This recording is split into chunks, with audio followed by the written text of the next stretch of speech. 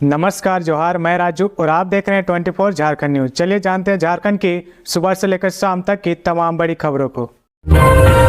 हेमंत सोरेन को supreme court से नहीं मिली राहत। ईडी के समन के खिलाफ सुप्रीम कोर्ट में सीएम ने की थी अपील, हाईकोर्ट जाने का निर्देश। मनी लॉन्ड्रिंग मामले में ईडी के समन के खिलाफ सीएम हेमंत सोरेन की रिट याचिका पर 18 सितंबर को सुनवाई हुई, जहां अदालत ने मुख्यमंत्री को कोई राहत नहीं दी है। सुप्रीम कोर्ट ने सीएम हेमंत सोरेन की याचिका पर सुनवाई करने से मना कर दिया और मामले को लेकर झारखंड हाईकोर्ट जाने को कहा, जिसके बाद हेमंत सोरेन ने अपनी याचिका वापस ले ली। मालूम हो कि जमीन की खरीद बिक्री मामले में पूछताछ के लिए ईडी ने सीएम हेमंत सोरेन को समन जारी किया था। मुख्यमंत्री की ओर से 23 अगस्त को सुप्रीम कोर्ट में रिट पिटीशन दायर कर ईडी की कार्रवाई को चुनौती दी गई थी। पहले सुप्रीम कोर्ट ने इसकी सुनवाई के लिए 15 सितंबर की तिथि निर्धारित की थी। पूर्व निर्धारित पर 15 सितंबर को न्यायाधीश अनिरुद्ध बोस और न्यायाधीश बेला एम त्रिवेदी की अदालत में सुनवाई शुरू हुई। इस दौरान मुख्यमंत्री की ओर से यह अनुरोध किया गया कि उनके वकील की तबीयत खराब होने की वजह से मामले की सुनवाई सोमवार को की जाए। न्यायालय ने इस अनुरोध को स्वीकार करते हुए याचिका पर सुनवाई की अगली तिथि 18 सितंबर को निर्धारित की थी। एसीबी की टीम ने बागबेड़ा थाना के एसआई शशि भूषण राय को 15,000 रुपए घूस लेते रंगे हाथों किया गिरफ्तार। एसीबी जमशेदपुर की टीम ने बागबेड़ा थाना में पदस्थापित एसआई शशि भूषण राय को 15,000 रुपए घूस लेते रंगे हाथों गिरफ्तार किया गया है। उनके पास से एसीबी की टीम ने रुपए भी बरामद कर लिए हैं। मामला सोमवार की सुबह करीब 11:30 बजे की है। एसआई शशि भूषण को गिरफ्तार करने के बाद एसीबी की टीम ने उसे उसके घर पर लेकर गए, जहाँ उनसे कई दस्तावेजों की जाँच और फिर उसके बाद सोनारी एसीबी थाना लेकर चले गए, जहां उससे मामले के संबंध में टीम के पदाधिकारी पूछताछ कर रही है। बताया जाता है कि एसआई शशि भूषण राय एक मामले का निष्पादन करने के लिए केस के पीड़ित से रिश्वत के तौर पर रुपए की मांग कर रहे थे, लेकिन पीड़ित ने एसआई शशि भूषण राय को कई बार कहा था कि वह रुपए देने में सक्षम नहीं है, लेकिन उसके बाद भी एसआई शशि भूषण राय रिश्वत के तौर पर रुपए की मांग कर रहे थे। इसके बाद पीड़ित ने इसकी जानकारी एसीबी को दी, जिसके बाद पीड़ित ने एसीबी थाना में एसआई शशि भूषण के खिलाफ लिखित शिकायत की। इसके बाद एसीबी की टीम ने सोमवार को पीड़ित को रुपए देकर थाना भेजी, जहां टीम ने एसआई शशि भूषण राय को 15,000 रुपए घूस लेते रंगे हाथ गिरफ्तार कर लिया है। तीसरी बार 3 राज्यों का होगा रेल रोको आंदोलन। झारखंड के मनोहरपुर, निमडी, गोमो और मुरी स्टेशन पर होगा आंदोलन। 20 सितंबर को जुटेंगे कुड़मी समाज के लोग। कुड़मी समाज के लोग खुद को आदिवासी का दर्जा दिलाने के लिए तीसरी बार आंदोलन पर उतरने वाले हैं। इसकी तैयारी चल रही है। कुड़मी संगठनों की माने तो इस बार का आंदोलन व्यापक होने वाला है। झारखंड में कुड़मी समुदाय के लोग अपना हक और अधिकार की मांग के लिए मनोहरपुर, निमडी, गोमो और मुरी स्टेशनों पर उतरने वाले हैं। 20 सितंबर को यह रेल रोको आंदोलन होने वाला है। झारखंड के आंदोलन के संबंध में कुड़मी विकास मोर्चा के अध्यक्ष शीतल ओहदार की माने तो इस बार आर या पार वाली बात होगी। कुड़मी समाज की ओर से यह रेल रोको आंदोलन तीसरी बार होने जा रही है। इससे पहले यह आंदोलन 20 सितंबर 2022 व 5 अप्रैल 2023 को 5 दिवसीय रेल रोको आंदोलन कर चुका है। आदिवासी कुड़मी समाज के प्रमुख नेता अजीत प्रसाद महतो का कहना है कि आंदोलन का स्वरूप जब तक आर पार नहीं होगा, हमारी बातों पर ध्यान नहीं दिया जाएगा। अजीत प्रसाद महतो की बात माने तो इस बार आंदोलन बंगाल, झारखंड व उड़ीसा में एक साथ होगा। आम जनता को परेशानियों का सामना करना पड़ेगा। आगे बढ़ने से पहले अगर अभी तक आपने इस चैनल को सब्सक्राइब नहीं किया तो प्लीज सब्सक्राइब कर ले, जिससे आपको झारखंड की हर छोटी से बड़ी खबर की अपडेट आप तक पहुंचता रहे।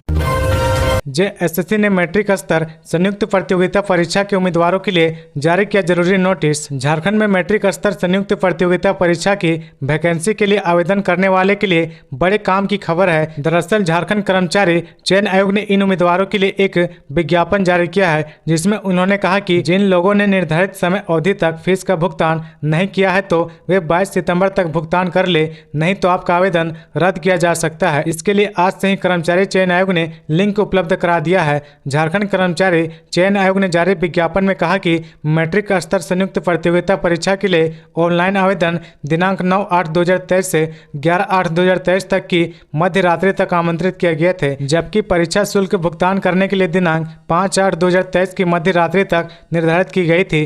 तकनीकी कारणों से विभिन्न अभ्यर्थियों द्वारा परीक्षा शुल्क जमा नहीं किया गया है। आयोग द्वारा विचार उपरांत संबंधित अभ्यर्थियों को परीक्षा शुल्क जमा करने हेतु दिनांक 18/9/2023 से दिनांक 22/9/2023 की मध्य रात्रि तक लिंक उपलब्ध करा दिया जा रहा है। निर्धारित सीमा के अंतर्गत परीक्षा शुल्क नहीं जमा करने की स्थिति में अभ्यर्थियों की अभ्यर्थता रद्द कर दी जा सकती है।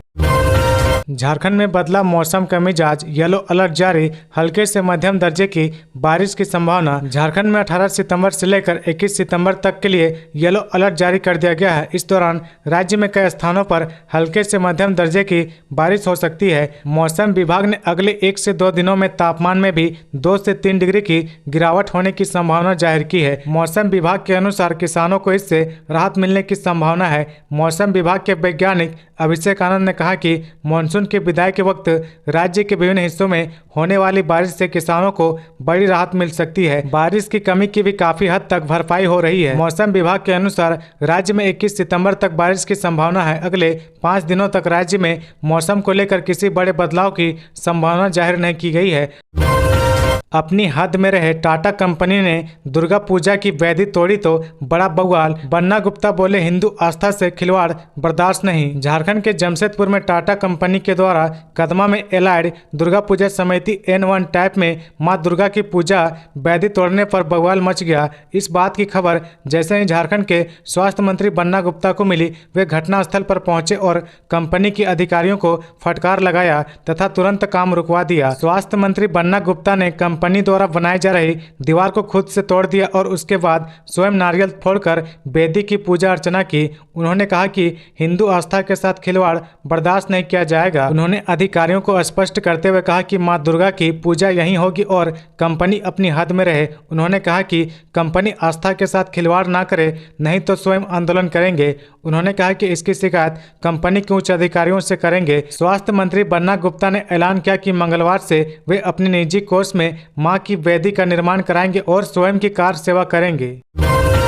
कदमा गणेश पूजा महोत्सव में शामिल होंगे अर्जुन मुंडा, रघुवर दास, मनी फिट में समा बांधेगी अनुपमा यादव। कदमा गणेश पूजा मैदान में श्री गणेश पूजा महोत्सव का आयोजन 19 सितंबर से 4 अक्टूबर तक किया जाएगा। पूजा समिति के अध्यक्ष बी आनंद राव ने शनिवार को कदमा स्थित कार्यालय में आयोजित संवाददाता सम्मेलन में महोत्सव का इस साल 105वां वर्ष है। पूजा पंडाल का उद्घाटन भाजपा के राष्ट्रीय उपाध्यक्ष रघुवर दास सोमवार शाम 6 बजे करेंगे। इस अवसर पर विशिष्ट अतिथि राजीव रंजन सिंह, डे, गुंजन यादव, आर रवि प्रसाद, दिवाकर सिंह, राजेश सिंह, संस्था के ट्रस्टी के रमना राव, बी बाबू उपस्थित रहेंगे। पूजा समिति के अध्यक्ष ने बताया कि कलश स्थापना एवं प्रमाण प्रतिष्ठा 19 सितंबर को होगी। इस अवसर पर मुख्य अतिथि के रूप में केंद्रीय मंत्री अर्जुन मुंडा, विशिष्ट अतिथि सरयू रॉय विधायक कुणाल सानकी, RK सिन्हा, अमरप्रीत सिंह काले, AK श्रीवास्तव, विनोद सिंह, NBR मूर्ति रहेंगे। झारखंड हाईकोर्ट का बड़ा फैसला, JPSC को दिया 2 महीने में संशोधित रिजल्ट जारी करने का आदेश। झारखंड हाईकोर्ट के जस्टिस SN पाठक व नवनीत कुमार की खंडपीठ ने JPSC को 2 महीने में सहायक टाउन प्लानर नियुक्ति साक्षात्कार का संशोधित परिणाम जारी करने का निर्देश दिया है। अदालत ने इस संबंध में निर्णय सुनाते हुए JPSC को वैसे लोगों की उम्मीदवारी रद्द करने का निर्देश दिया है जिनके पास आवेदन जमा करने की अंतिम तिथि तक institute of town planner of India का प्रमाण पत्र नहीं था। साक्षात्कार में बुलाए गए 186 वैसे उम्मीदवार का आवेदन भी रद्द करने का निर्देश दिया गया है जो प्रमाण पत्र नहीं होने पर भी साक्षात्कार में शामिल हुए थे। अदालत ने JPSC को नया पैनल बनाकर संशोधित परिणाम जारी करने को कहा है जिसके पास आवेदन की अंतिम तिथि तक ITPI का प्रमाण पत्र था। कोर्ट ने स्पष्ट किया कि पैनल में पहले से कार्यरत कोई भी पदाधिकारी शामिल नहीं होगा। झारखंड में मेडिको टूरिज्म को मिलेगा बढ़ावा, टूरिस्ट स्पॉट्स पर खुलेंगे योगा यूज केंद्र, मिलेगी कई सुविधाएं। झारखंड के प्रमुख टूरिस्ट स्पॉट्स पर मेडिको टूरिज्म को बढ़ावा देने के लिए योगा यूज केंद्र खोलने की योजना है। यहां पर्यटकों को एक छत के नीचे योग, आयुर्वेद और पंचकर्म का अनुभव मिलेगा। इसके लिए 3 प्रमुख पर्यटन स्थलों का चयन किया गया है जहाँ बाहरी और स्थानीय पर्यटक सबसे ज्यादा पहुँचते हैं। इनमें नेत्रहाट, पतरातू और मैक्लुस्कीगंज शामिल है। सरकार द्वारा इसे योगा यूज केंद्र के रूप में विकसित करने की योजना बनाई गई है। सेंटर को श्रेष्ठ प्रमाणिक आयुर्वेदिक क्लिनिक पंचकर्म केंद्र के रूप में स्थापित किया जाएगा। यहां पर्यटन के साथ ही तनाव मुक्ति जैसे कार्यक्रम आयोजित किए जाएंगे।